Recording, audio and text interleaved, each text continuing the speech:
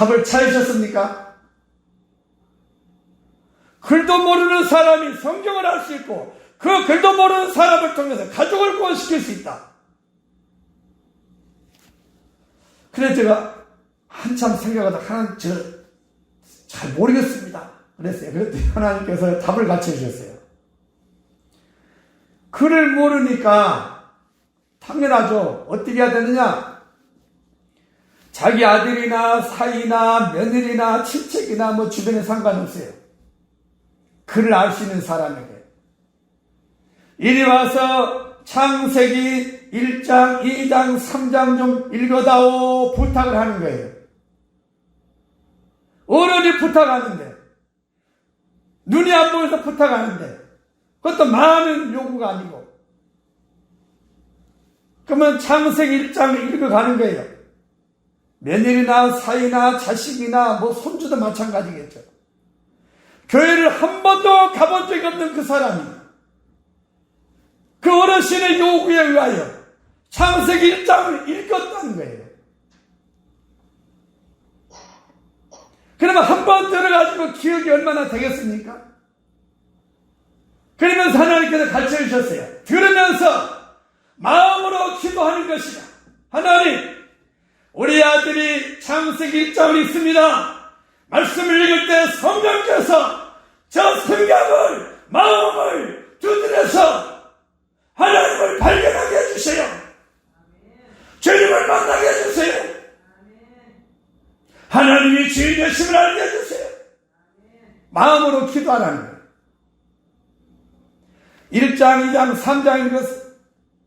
또 몇 시간 지나니 또 물어봐요. 애야 1장에 무슨 내용이 있었더냐? 또 잊어먹었다. 왜냐? 나도 기억해야 되지만은 너도 되새김질을 해야 된다 그 말이에요. 또 그 다음날 일어나가지고 아야 제 창세기 1장에 뭐뭐 있었냐? 또 잊어먹었다. 또 너도 되새김질을 해라 그 말이에요. 이런 방법으로 해서 가족을 구원시키는 방법이 있다. 이걸 말씀하셨고요. 어린아이는 글을 모르니까 종이에다가 창세기 1장을 써서 다음 주에 창세기 1장 아는 대로 발표하기. 그게 숙제예요. 그러면 집에 가면은 어린아이가 할아버지, 엄마, 아빠, 삼촌, 이모 뭐 무조건 종이를 내밀고 이거 읽어주세요. 이거 교회 가서 몇 개 알아맞히면 맛있는 거 준대요. 그 어린아이 때문에 교회 한 번도 가본 적이 없는 사람들이 성경에 대해서 전혀 관심 없고 읽어보지 않은 사람들이 그 어린아이의 손에 들려준 창세기 1장을 읽게 된다 그 말이에요. 그래서 그들이 하나님을 발견하게 된다고요. 하나님께서 이 방법을 가르쳐 주셨어요. 이렇게 하면은 성경 말씀을 통해서 가족들이 주께로 돌아오는 구원의 역사가 생긴다. 당장 돌아오지 않더라도 언젠가 자기 형편과 상황이 어려움에 처할 때 하나님을 찾게 된 것이다. 언젠가 제가 하나님께서 신앙의 일기장을 쓰라 이걸 가르쳐 주셨거든요. 성도가 신앙의 일기장을 쓰므로 자자손손 믿음의 가문으로 이어가는 귀한 책이 된다. 신명기 32장 7절에 옛날을 기억하라, 역대의 연대를 생각하라, 어른들에게 물으라, 아비들에게 물으라, 그가 너를 가르칠 것이다, 말할 것이다. 그래서 우리는 이 하나님의 마음을 잘 헤아려서 그때 적용을 하는 거예요. 적용. 제가 그때 하나님께서 가르쳐준 걸 들으면서 얼마나 회개했는지 몰라요. 하나님 죄송합니다. 전도에 대해서 내가 얼마나 관심이 없었으면은 이렇게 쉬운 문제도 내가 답을 못했군요. 또 한편으로 얼마나 기뻤는지 몰라요. 야, 이거 유치원 가서 알려야 되겠구나. 유치원 원장들이 이걸 알면은 어린 학생들에게 창세기 1장을 인쇄해서 나눠줘가지고 다음 주에 창세기 1장 아는 대로 발표하기. 그러면은 그 교회 와가지고 한 사람 한 사람 발표하면 또 많은 사람을 발표한 걸 듣고 또 듣고, 그래서 그 어린아이들도 알 수 있게 된다. 이걸 알려주셨어요. 그래서 다양한 환경 속에서, 어려움 속에서 하나님께서 우리들에게 무엇을 원하시는가를 그 훈련 속에서 가르쳐 준 거예요. 가르쳐 줘. 그래서 하나님의 마음을 많이 깨닫게 되면 지금도 참 제가 눈물이 많은 게 그거죠. 왜 이 진리의 말씀, 생명의 말씀을 그렇게 듣고도 그렇게 하나님을 신뢰하지 못하고 믿지 못하는가? 그게 너무 안타까운 거예요. 그게 참 많이 울어요. 처음에 은혜 받고 운 것 중에 제가 십자가만 쳐다봐도 눈물이 쏟아졌고 빨간색만 쳐다봐도 눈물이 쏟아졌지만 외국인들만 눈에 들어와도 텔레비 화면에 외국인이 보여도 눈물이 막 앞을 가렸어요. 하나님, 저 많은 영혼이 죽어가는데. 그래서 제가 1988년 잠실주 경기장에서 올림픽 할 때에 5분간 영접 설교하려고 금식 기도를 했거든요. 근데 하나님께서 저는 어리다고 그때 막으셨어요. 그 죽어가는 영혼이 얼마나 불쌍한지. 또 하나는 신기하게도 부자들이 얼마나 불쌍한지. 고급차 부자 회장님 보면 눈물이 후 쏟아졌어요.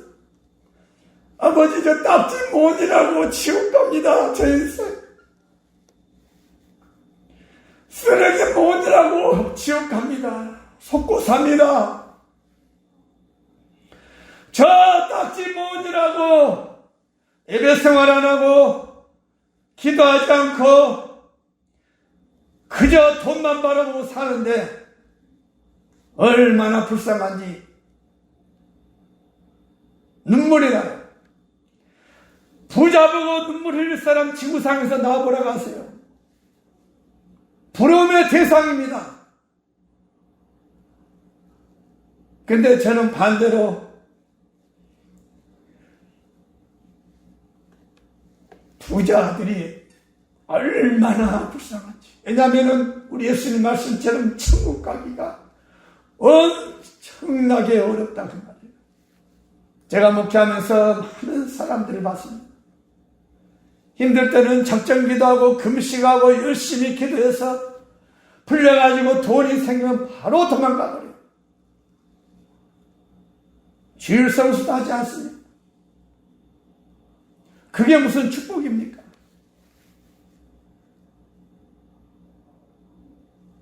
관리를 못하는데요, 돈을. 아마 목사님들 중에 저같이 축복 설교 안 하는 목사가 없을 것 같아요. 물질의 축복 설교를 거의 하질 않습니다. 물질이 많으면 지옥 가게 돼 있어요, 공식이. 왜냐하면 그것만 의지해요. 신명기 17장에 봐보세요. 하나님께서 왕의 조건을 설명하면서 많은 은금을 쌓아놓지 말아라. 많은 병마를 두지 말아라. 많은 여자를 두지 말아라. 그리고 율법책을 옆에 놔두고 날마다 묵상해라. 그 말씀의 뜻이 뭐겠어요? 나만 의지하라 그 말은 나만. 그래서 여호수아 11장에 보면 여호수아도요. 전쟁에서 그 포로로 잡아오고 많은 병마도 가져왔지만 말의 힘줄을 끊어버려요. 사무엘하 8장 4절에 보면 다윗도 마찬가지예요. 전쟁에서 승리하고 100마리 말만 남겨놓고 다 말의 힘줄을 끊어버려요. 왜 그럽니까? 나와 하나님이 함께 하신 내가 이거 왜 의지하느냐 그 말이에요. 나의 도움은 하나님이시에요. 아멘. 그래서 우리는 시편 18장 1, 2, 3, 4, 5, 6절 우리들에도 동일한 고백의 삶이 있어야 돼요. 나의 힘이 되신 여호와여, 내가 주를 사랑하니 나의 반석이시니 나의 피한 요새시니 나의 구원의 뿌리시니 나의 산성이시니 이런 고백들이 우리의 삶 속에 똑같이 경험되어야 되는데 없어요. 찬송가 가사에서도 예수 믿은 것은 받은 증거 많도다. 하지만 오늘날 20년, 30년, 40년 믿어서 받은 증거를 가지고 있는 사람이 얼마나 되느냐 그 말이에요. 하나님을 인정하지 못하기 때문에. 제가 기도원에 있으면서 느껴보는 게 그거예요.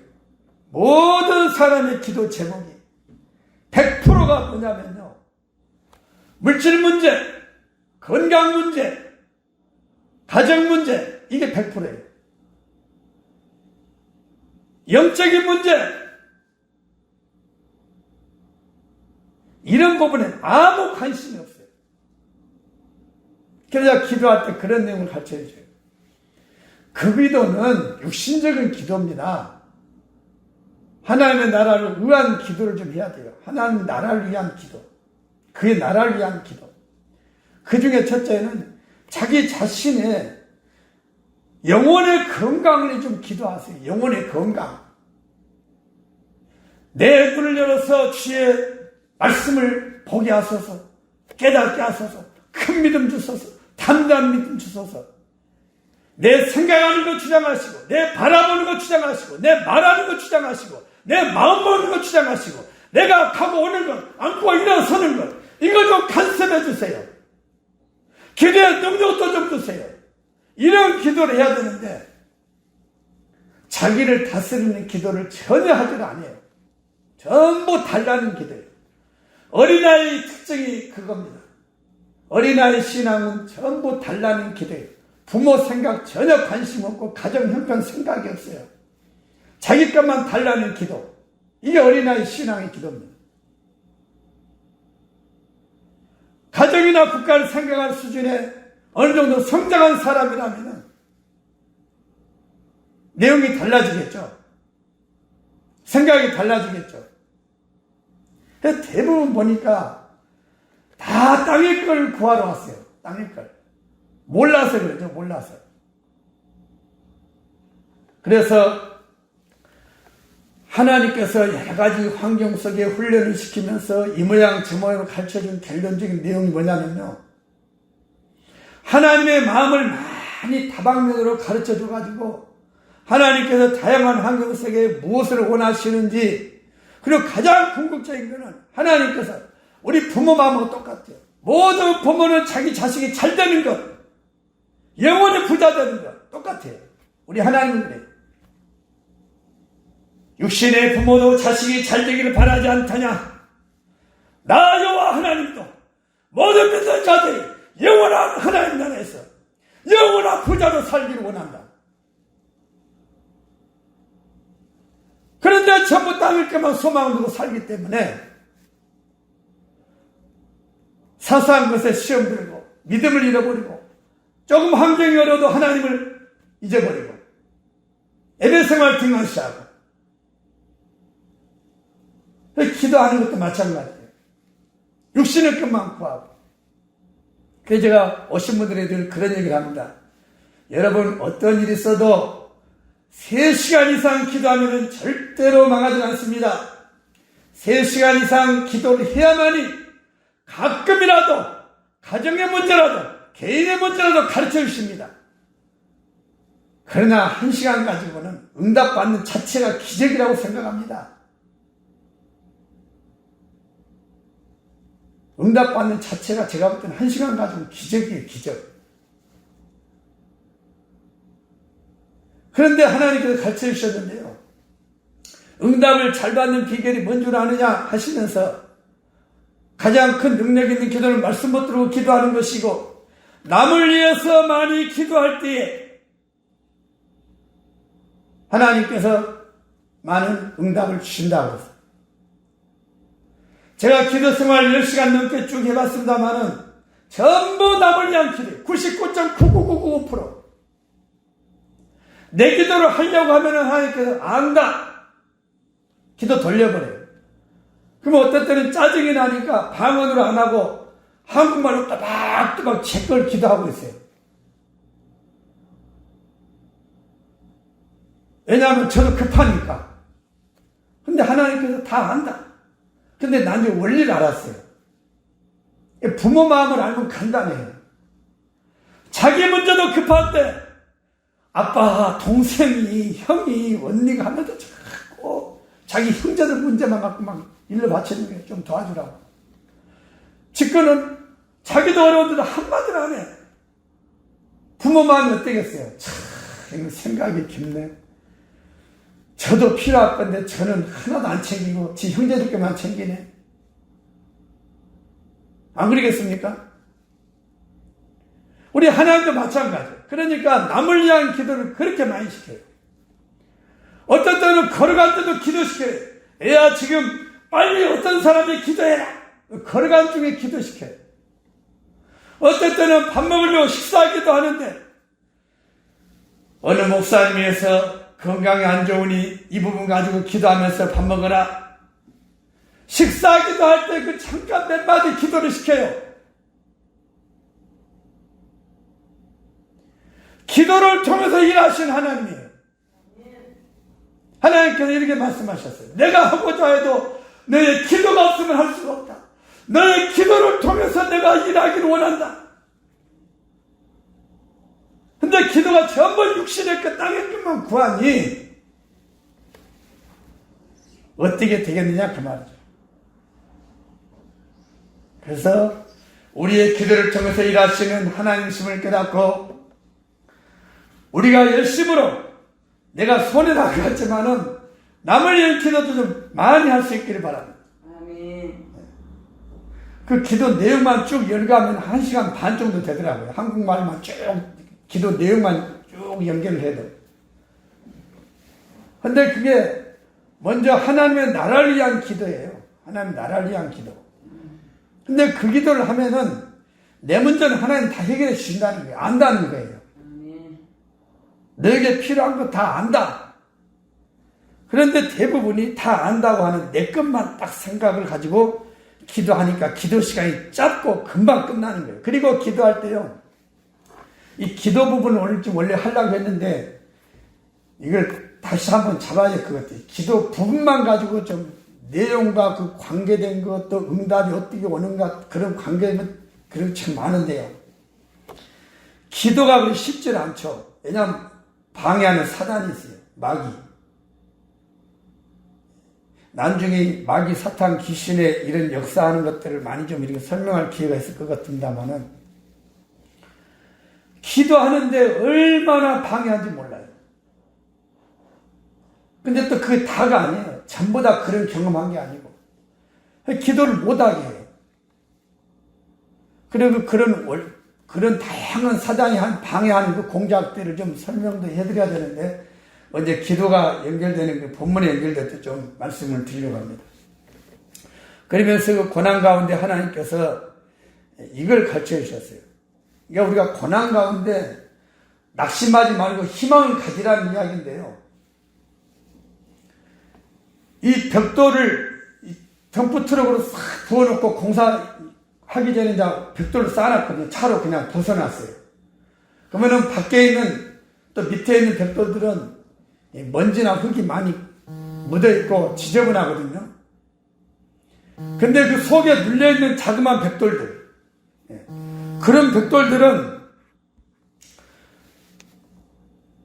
시간이 지난 다음에 공사가 진행될 때 어느 위치로 올라가냐면요. 가장 꼭대기 쪽으로 올라갑니다. 보여지는 것 위에 것부터 벽돌을 넣기 때문에 그 벽돌들은 다 밑으로 내려가 버려요. 처음에는 좋다고 목에다 힘주고 있었는데 공사 현장에 가보니까 공사가 딱 시작되니까 그 보였던 주변에 있는 위에 있는 벽돌부터 먼저 밑으로 다 넣어버려요. 그리고 감춰졌던 그 속에 있는 벽돌들이 결국 맨 나중에 우으로 올라가는 거예요. 많은 사람이 우러러 보는 위치로 올라가는 거예요. 그 비유로 말씀하시면서 빨리 급하게 성공한 거 좋은 거 있지만은 그건 아니다. 이 벽돌 이 쌓여있는 비유로 갖춰 주시면서 설명을 해 주시더라고요. 그러면서 한 가지 원리를 설명해 주시는데 이 큰 중장비 가지고 포크레인이 일을 하는 걸 보니까 이 포크레인 이 한 번 뜨는 것이 니아카로 한나 정도의 찰 양이에요. 흙이 보니까. 근데 사람들이 그걸 보면서 와, 힘 좋다 이렇게 말하지 않습니까? 근데 하나님께서 그 포크레인 일하는 걸 볼 때에 야, 저 포크레인이 제 크게 일하지만은 저렇게 일하는 그 과정 속에 저 모양으로 만들어가는 그 사람, 그거는 누가 한 줄 아느냐? 포크레인 안에 있는 기사가 하는 것이다. 그래서 모든 감사도 그 포크레인 안에 기사한테 감사하는 것이고 일의 요청도 포크레인 기사한테 하는 것이다. 근데 사람들이 그걸 모른다는 거예요. 하나님께서 도구로 쓰시는데 쉬운 말로 와, 위대한 포크레인님, 내가 사부라면 엄청 힘든데 그냥 한 번이면 한대할까네요. 내 일 좀 도와주세요. 나 너무 힘들어요. 그러니까 웃으면서 나는 500 아니면 안 가? 300 이상 안 주면 안 가? 이런 사람이 있다는 거예요. 자기 스스로 기름도 못 넣고 자기 스스로 움직일 수 없어요, 사실은. 그리고 자기 안에 그분이 일하신 건데 자기가 하는 것처럼 생색낸다. 사람들이 몰라가지고 또 그 위대한 포크레인님 하는 것처럼 위대한 누구님 이렇게 사람만 우러러본다. 진정으로 하나님께 영광 돌리고 하나님께만 감사해야 되는데 하면서 이 포크레인을 보는데 그걸 같이 해주시더라고요. 그만큼 우리 인간은 모든 걸 자기 보여지는 관점에서만 생각하고 말하는 것도 행동하는 것도 그렇고 하나님의 뜻을 이렇게 찾아보는 것이 많이 없어가지고 경험이 없으니까요. 그래서 제가 좋아하는 찬송이 있어요. 옛날 통합찬송 506장인데 제가 기도하면서 많이 불렀어요. 예수도 알기 원하면 그보다 넓은 은혜와 대속해 주신 사랑을 간절히 알기 원하네 내 평생의 소원. 2절은 성령에 감화받아서 하나님 말씀 배우니 그 말씀 한 절 한 절이 내 마음에 교훈되도다. 참 그 찬양을 제가 많이 불렀어요. 찬송가를. 그때마다 하나님께서 가르쳐 주시는데 야, 정말 하나님께서는 성경을 통해서도 가르쳐 주시지만 이렇게 다양한 방법으로 하나님의 마음을 이렇게 알려주시구나. 그래서 제가 제 개인적으로 그래요. 정말 이 지구상에서 나같이 은혜를 많이 받은 사람이 있을까? 한번 액자를 주워가지고 너무 버리기 아까워서 이걸 어디다 무슨 말씀을 쓸까 하고 있는데 제가 이불 속에 엎져가지고 생각을 했어요. 하나님 이 액자가 아까운데 뭘 쓰면 좋겠습니까? 그런데 갑자기 제 아버님이 서재실로 들어왔다가 쭉 나가면서 하는 말이 시편 116장 12절 하고 딱 나가는 거예요. 그래서 내가 지금 이불 속에서 내 생각으로 지금 물어봤는데 어떻게 아버님이 알지? 바로 아버님 쫓아가서 물어봤어요. 아버님 방금 뭐라 그랬습니까? 나 아무 말 안 했다. 말했잖아요 금방. 나 아무 말 안 했다니까. 아니 시편 116장 12절 그런 거 같지 않습니까? 나 아무 말 안 했는데. 와, 깜짝 놀랐어요. 그래서 그 구절을 제가 찾아봤어요. 여호와께서 내게 주신 은혜를 무엇으로 보답할꼬? 여호와께서 내게 주신 모든 은혜를 무엇으로 보답할꼬? 우리 모두에게는 하나님의 자녀되는 가장 큰 축복, 은혜를 주셨습니다. 천국을 주셨습니다. 이보다 더 귀하고 소중한 건 없습니다. 목숨 걸고 천국 가기 위해서 노력하고 목숨 걸고 하나님 나라의 상급을 위해서 충성하는 그런 사람들이 되어야 될 줄 믿습니다. 후회함 없는 사람이 되어야 될 줄 믿습니다. 하나님께서 처음에 은혜 주시고 나서 말씀하시기를 너는 지금까지 쌓아놓은 것이 없다. 이제부터 열심히 쌓아놓으라. 내가 그때 참 마음이 서운했어요. 아니 그때 해놓은 거 많이 있지 않습니까? 어려서는 초등학교 때는 교회 종치는 당번이었어요. 종치는 거 아무나 못하지 않습니까? 중고등학교 때 주보 만들었어요, 제가. 나름대로 행사할 때 현황판 붙이고 붙이고 엄청나게 성격이 없다고 짜증이 나더라고요. 근데 하나님의 말씀이 의도를 모르는 거예요. 지금까지 해놓은 것인데 이제는 많이 해놔라. 너는 하나님 나라의 영원한 부자로 살기를 원한다. 저만 부자로 살면 되겠습니까? 우리 모두 영원한 하나님 나라의 부자가 되어야 될 줄 믿습니다. 후회함이 없는 주님과의 만남이 있어야 될 줄 믿습니다. 날마다 기도하는 제목 중에 하나가 주님 부르시는 그날에, 주님 앞에 서는 그날에 어떤 모습으로 내가 서야 되는지, 그게 가장 큰 기도 제목으로 살고 있습니다. 그래도 잘하였도다 착하고 충성된 종아 해야 되는데, 내가 너 때문에 얼마나 열받고 성질 난 줄 아느냐, 꼴보기 싫은 줄 아느냐, 이런 소리 들으면 안 되지 않습니까? 영원히 살 그런 세상인데 후회함이 없는, 그래서 칭찬받는 주님과 만남을 위해서 우리는 최선을 다해야 될 줄 믿습니다.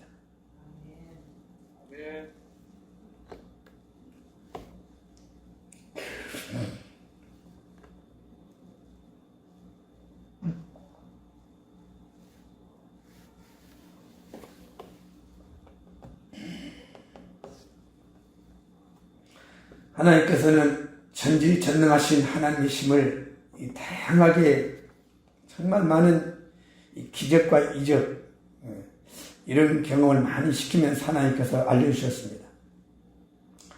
그래서 우리는 어떤 환경이든지 좌절하지 않고 어려운 환경일수록 하나님을 만날 수 있는 좋은 기회로 삼고 간절히 부르짖고 기도하는 그런 기도의 사람이 되어서 반드시 하나님을 날마다 경험하는 그런 우리 모두가 될 수 있기를 주님의 이름으로 축원합니다. 우리 현장에서 날마다 하나님이 살아계시고 증거되는 그런 역사가 있기를 바랍니다.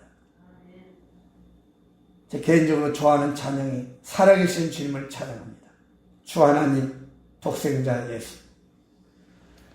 그래서 이 예수님이 우리의 주인 되시는데 너무나 사람들이 성경 속에 하나님을 가다버리고 옛날 시대의 하나님으로 가다버리고 성령님을 지금도 일하는 성령이 아니고 잠자는 성령, 죽은 성령으로 만들어가지고 성령이 일하는 것을 인정하지 못하게 하고 하나님을 해방하는 것을 볼 때 얼마나 마음이 아픈지 몰라요. 그러나 아무튼 하나님께서는 그런 가운데도 하나님은 여전히 살아계시 역사하신다는 것을 다양하게 많이 가르치셨어요. 제가 이런 절대로 할 수 없는 그런 감정들이 많아요. 너무나 큰 사건들이 있었어요. 그런 것들은 아직 한 번도 꺼낸 적이 없어요. 근데 그 모든 그 체험들이 뭐냐면 하나님의 말씀은 사실이다. 아멘. 성경은 사실이다. 아멘. 마지막으로 이 간증은 오늘로 좀 마치려고 그래요. 마지막 사랑의 훈련 간증을 한 가지만 하고 마치겠습니다. 좀 시간이 좀 지났습니다만. 제가 그 훈련 2년 끝나고 이제 오갈점 훈련을 받으면서 가장 중요한 훈련이 뭐였냐면요. 다양한 훈련이 있습니다만은 실천하느냐 실천하지 않느냐 그 훈련이었어요. 네가 말씀을 지식으로는 아는데 이론으로는 아는데 실생활에서 실천하느냐 하지 않느냐 이 훈련이었어요. 그 훈련이 뭐냐면요. 갑자기 나타나는 사람이 있어요. 그 사람의 공통점이 뭐냐? 장애인 모습, 불구자, 냄새나는 사람 모습, 어눌한 사람의 모습, 아주 거지 노숙자 같은 모습, 이런 사람의 특징이에요. 근데 특징이 또 뭐냐면 온 것이 보인 게 아니고 그냥 옆에 서 있다는 거예요. 언제 올 줄도 모르는데 서 있어요. 내 앞에가. 그리고 똑같은 특징이 뭐냐면 뭘 달라는 거예요. 돈을 달라. 근데 제 수중에는 그때도 돈이 없거든요. 그때도 누가 한 번씩 주는 거 10,000원짜리가 한 달에 생활비죠. 그런데 그 돈을 달라는 거예요. 보통 3,000원에서 5,000원 그 사이 1,000원짜리는 없었어요. 그러면 그 전 재산이 제 호주머니예요. 그걸 달라고 딱 나타나요. 그리고 또 하나 특징이 뭐냐면은 제가 절대로 100% 안 주고 꼭 1,000원은 낸거나요. 호주머니, 왜냐 토큰비로 쓰려고. 시내버스비. 그리고 또 하나 특징이 뭐냐면은 주고 나면은 바로 10초도 안 가요. 5초에서 10초 사이에 아차, 예수님이었다, 이 생각이 동시에 들어와요. 또 하나 특징이 뭐냐? 예수님이었다고 딱 쳐다보면 바로 그분이 안 계셔버려요. 그 자리에서 사라져버렸어요. 그리고 그 다음에 특징이 뭐냐? 가슴 속에서 말씀해요. 너 아직 멀었다. 이 훈련을 몇 년을 제가 했는데요. 처음에는 장애인이 보면 열받았어요. 짜증나고 돈 뺏기기 싫어가지고 내가 피해버리고 일부러. 그런데 갑자기 나타나는 상황이에요. 전부 다 한결같이. 근데 원래 걸어오는 것이 보여야 되는데 안 보여요. 그냥 언제 완전 앞에 딱 가로막고 돈 내놓으라 그러는 거예요. 어디 갔는데 차비가 퍼져가 나 뭐 사야 된다 이런 식으로 와버려요. 그냥. 그러니까 엄격 하고 딱 꺼내고 1,000원짜리 교통비 딱 빼고 주고. 그리고 또 딱 주더라도 몇 걸음 걸어가면 아, 예수님이었구나. 그 예수님 한 번 잡아보려고 애를 썼는데 놓쳤어요. 한 번은. 한 번은 하나님께서 아무 이유도 없이 야, 광지역전으로 가자 그래요. 광지역전 나갔죠. 내가 기차 탈 사람도 아니고. 근데 왜 나오라고 했습니까? 근데 갑자기 장애인이 나타나가지고 서울 갈 차비가 부족하다고 돈 달라는 거예요. 그래가지고 아예 하고 또 3,000원 주고 돌아섰는데 저분이 예수님이니까. 근데 막 엄청 빨리 가시는 거예요. 근데 톨게이트 어떻게 개찰구를 해가지고 보니까 기차 나는데 화물칸 쪽으로 사라져버렸어요. 결국 제가 못 잡았거든요. 한 번 붙잡으려는데 한 번도 못 잡았어요.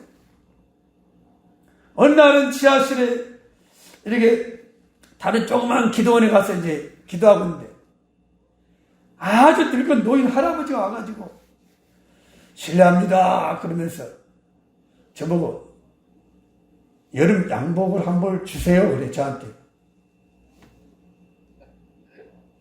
제가 37에 결혼했거든요. 아니 36 후반에. 하나님께서 33살 되니까 너는 3년 후에 결혼한다 그러시더라고. 훈련 끝내야 결혼한다는 거죠. 결혼 얘기도 할 말이 많습니다만은 미리 가르쳐줬어요. 그런데 그 할아버지가 저한테 요구하는 게 돈도 아니고 쌀도 아니고 양복이에요. 근데 제가 그때까지 뭐냐면 전부 다 남이 입었던 헌옷을 누가 준 것을 입었거든요. 그럼 여름 양복이 얇은데 그 얇은 여름 양복에다가 남이 입었던 거나 엉덩이가 헤어져가지고 팬티 색깔이 보여요. 그래 한 번 앉으려면 얼마나 조심히 앉을지 몰라요. 근데 가끔 이 기도원 설교를 내가 했거든요. 설교하려면 양복이 필요하니까 줄 수가 없는 양복이에요. 그래서 내가 그 할아버지한테 죄송한데 양복은 제가 안 되고요. 제가 돈 좀 드릴게요. 그리고 돈을 3,000원이나 드렸어요. 그런데 그 할아버지가 지하 계단에서 딱 올라가셨는데 차 예수님이었다 또 저걸 안 계셔버려요. 그 정도 나이가 많고 불편한 몸인데 아무리 못해도 계단 10개가 넘지 않습니까? 지하에서 지상으로 올라가는데 저는 30대 초반이고 저는 달려가고 그 짧은 거리 몇 초 안인데 사라져버렸어요. 그런데 예수님이었는데 내가 못 줬구나 하고 있는데 일주일 후에요. 똑같은 장소에서 엄청난 한눈에 봐도 회장님 사모님이에요. 아니 돈이 아니 넘치는 사람 딱 보여요. 한눈에 봐도. 근데 그분이 딱 들어오더니 신발도 안 벗고 기도할 자세도 아니고 저한테 전도사님이세요? 그래요. 예 그랬더니 내가 대구 사람인데 지나가다가 감동이 돼서 들렀는데요. 전도사님한테 양복을 60만 원짜리 해주고 싶습니다. 그래요. 첫마디가 그거예요 저한테. 그러니까 일주일 전에 그 내 모습이 생각이 탁 나는 거예요. 이거 말해야 되겠구나. 권사님 제 이야기 좀 듣고 결정하세요. 내가 지난주에 우리 예수님이 찾아오셔가지고 내 다 떨어진 양복 미어진 양복 달라했는데 못 준 놈입니다. 내가 받을 자격이 없습니다. 이 얘기를 했어요. 그러니까 그 권사님이 딱 듣고 있다가 그러네? 그냥 가셔버린 거예요. 아니 그래도 사줘야죠.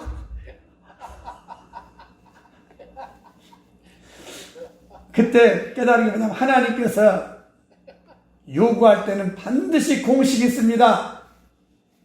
부모가 자식한테 뺏는 부모는 한 명도 없어요. 마음을 보는 거죠. 내가 아들한테 5만 원 주고, 야 아들 내가 지금 4만 5천 원짜리 뭐 하나 지금 먹고 싶은데 좀 사다 줄래? 그러면 아빠가 내한테 줘놓고 내 돈이 이걸 아빠 돈으로 사, 이럴 수도 있어요. 그런데 아빠는 언제든지 자식이니까 줄 줄 안다면은 얘하고 5만 원짜리 그대로 사올 수 있어요. 그게 정상이거든요. 근데 주님께서 제 마음을 자꾸 훈련시키는데 그걸 못 깨달은 거예요. 늘 아깝게 생각하고. 그러니까 늘 하나님께서 너 아직 멀었다. 이 말씀의 의미를 몰랐어요. 왜 아직 멀었다는지. 나중에 이제 종합적으로 가르쳐 주셨는데, 온전한 사랑이 무엇인 줄 아느냐? 없는 가운데 주는 것이 진정한 사랑이고, 돈 많은 사람이 만 원짜리 주는 게 아무것도 아니에요. 근데 전 재산이 몇천 원이 있는데 그걸 다 주는 거는 쉬운 일이 아니거든요. 내가 많이 걸어가야 되니까 1,000원을 꼭 내가 놨는데 그거를 비유로 좀 설명을 해 주시는 거예요. 그래서 너는 온전한 것이 아니었다. 그러면서 그때 제가 하나님께서 그 말씀을 인용을 이렇게 하시는 건 그건데요. 하나님의 말씀은 마치 지도나 약도 보는 것 같다. 지도를 펴놓고 세계 일주 얼마나 쉽냐? 약도를 펴놓고 그곳 가는 것이 얼마나 쉽느냐? 보면 가는 것이다. 그러나 그 한 곳을 가려면은 많은 시간이 들고 그 모든 현장을 포기해야 되고 힘이 들고 많은 수고를 해야 되지 않느냐? 마찬가지로 하나님의 말씀을 듣는 즉시 읽는 즉시 알지만 행하기까지는 쉽지는 않다. 자기를 부인하고 자기 십자가를 져야만이 가능한 것이고 자기 자존심을 버려야만이 가능한 것이고 자기 생각을 자기 욕심을 버려야만이 가능한 것이다. 이렇게 가르쳐 주셨어요. 결국은 실천하는 것이 쉽지는 않다는 거예요. 그래서 계속 반복적인 훈련이에요. 반복적인 훈련.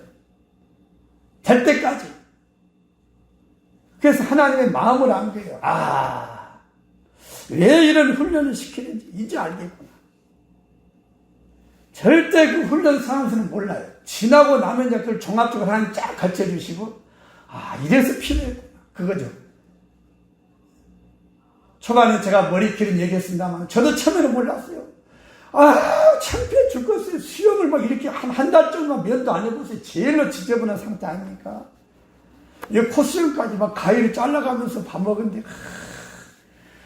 그게 너무너무 고통스럽거든요. 왜 나를 이렇게 수염 기르게 해가지고 막 짜증나고 이해를 못 해가지고요. 근데 하나님의 마음은 장기적으로 사람들 앞에 세워야 되기 때문에, 부끄러움을 없애야 되기 때문에, 그러니까 요구를 한 거죠. 훈련을 시킨 것이죠. 그래서 우리는 항상 그때는 모르지만은 지나고 나면 알게 되는데, 우리도 지금 살아가는 이 환경에서 여러 가지 어려움이 있지만 주님 앞에 서는 그날에 모든 것이 다 우리가 알게 되고 거기에 대한 상급으로 주어질 줄 믿습니다. 기도하겠습니다.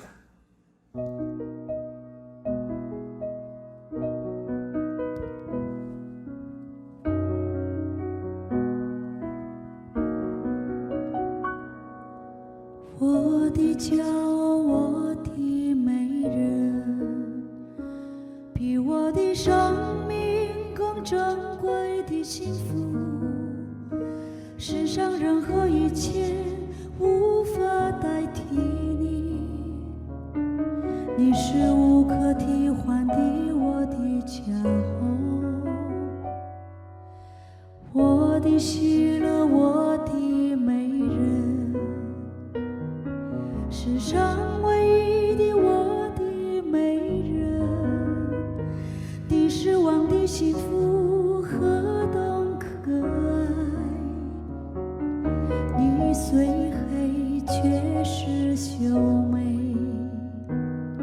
我的骄傲，你是我的全部，你甚美丽，你甚美丽，我的骄傲，